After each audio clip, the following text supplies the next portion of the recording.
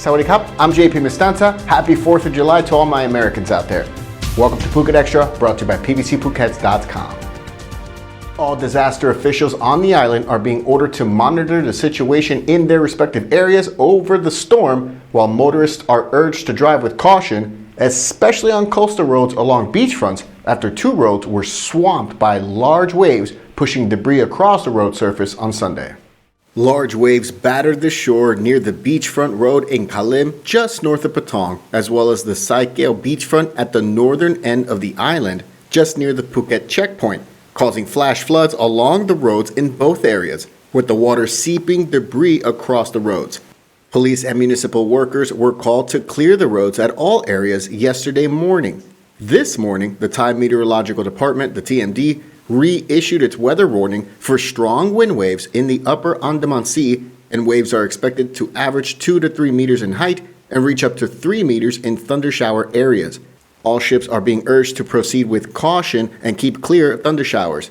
Previous weather advisories issued over the weekend warned of heavy downpours across the Gulf of Thailand and across the eastern, northeastern, and even northern regions of Thailand, attributed to the fallout from Typhoon Chaba, which has lashed the coast of southern China. People were warned to beware thunderstorms, strong winds, heavy to very heavy rain, and accumulated rain, which may cause flash floods. Stay up to date with the latest at thephuketnews.com.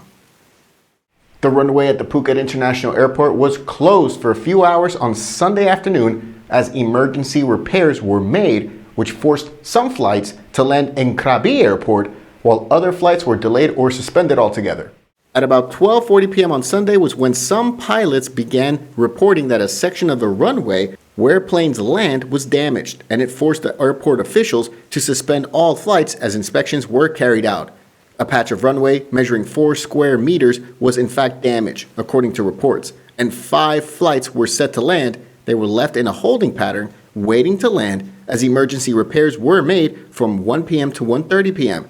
All flights were then allowed to land, but the runway was then closed to all traffic again from 5 p.m. to 7 p.m. on Sunday, as more comprehensive repairs were made to allow normal operations to once again resume. During those 2 hours, flights that were set to take off were delayed, while some inbound flights were diverted to Krabi.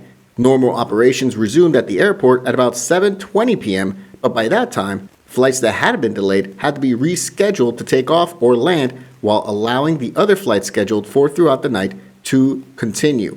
Some passengers had to wait hours. The whole thing prompted an emergency visit from the Phuket governor, who later expressed appreciation at how the situation was handled. For more, visit thephuketnews.com. Government officials are touting the jump in foreign arrivals over the weekend since the Thailand pass requirement was lifted on July 1st. On Friday, the number of flights into Bangkok's Suvarnabhumi Airport rose to 140, bringing in over 27,600 passengers. On Saturday, over 27,000 arrivals landed in 134 flights, and nearly 29,000 arrivals landed in 150 flights on Sunday. The International Air Transport Association, the IATA, has forecast that air travelers to Thailand could exceed 10 million by the end of this year. However, the governor of the Tourism Authority of Thailand is saying that the number of international flights stands at only 30% of the pre-pandemic level, and in order to help revive the whole Thai airline industry, the country should have at least 55% of the airline seat capacity recorded prior to the pandemic. TAT Governor Yutta Saksupason says this could happen during the fourth quarter, as Korean Air and Air Canada have confirmed their schedules for nonstop services. However, many airlines are reluctant to expand their routes or increase frequencies, as several global uncertainties threaten profit prospects, including hefty operational costs caused by soaring fuel prices, as well as the longer flying time required to avoid the skies above the Russian-Ukraine combat zone.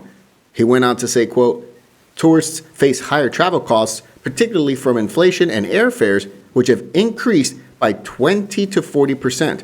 The TAT is working with airlines, both scheduled and chartered services, to roll out joint promotions to help offset those costs. However, for Europe's summer season in August, it might be too late to prepare any stimulus packages." For more, visit thephuketnews.com.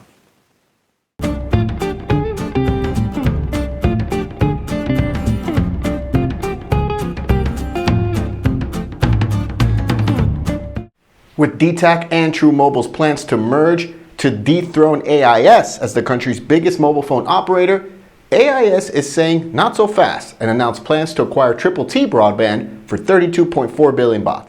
AIS will buy internet provider Triple T from Jasmine International PLC for 19.5 billion baht, according to a filing with the Stock Exchange of Thailand, with plans to also acquire a 19% stake in Jasmine Broadband Internet Infrastructure Fund for 12.9 billion baht. AIS, whose major shareholders include Temasek Holdings, said it will finance the acquisitions with borrowings and have pledged to maintain a dividend payout of at least 70% of its net income. The move comes as Telenor ASA bids to merge its Thai Telecommunications Unit, or DTAC, with TrueCorp and potentially topple AIS as the country's biggest mobile operator. AIS's backers include billionaire Sarat Ratanabadi, while True is backed by billionaire Danin Cherabanon, the head of Charoen Pokpan Group, and China Mobile Ltd. For more, visit the link in the description. Police are warning that call center scammers have come up with a new ruse, tricking people into downloading a false anti-scam mobile app to obtain their private data. A deputy police spokesman of the Royal Thai Police said over the weekend that call center gangs are claiming to be Department of Special Investigation officials and telling victims to download a fake mobile app. Fraudsters would tell victims that the app can prevent all types of scams when in fact it's designed to commit them and is used to obtain personal information like passwords, bank details, and profile data. Victims may also be lured into installing remote access software on their phones to allow scammers to withdraw money from bank accounts. The RTP is calling on the public not to be deceived by call center gangs by following their instructions to download the app. Anyone being approached by a suspected scammer online can file a complaint with the RTP's 1599 hotline. Again, that's 1599, or any mobile network hotline on your screen. For more, visit thephuket.news.com. And finally today, we're bringing you a bizarre poster from the operator of the BTS SkyTrain in Bangkok, imploring people to not lean into the poles at the BTS SkyTrains in the Big Mango, and to always wash your hands before and after touching surfaces.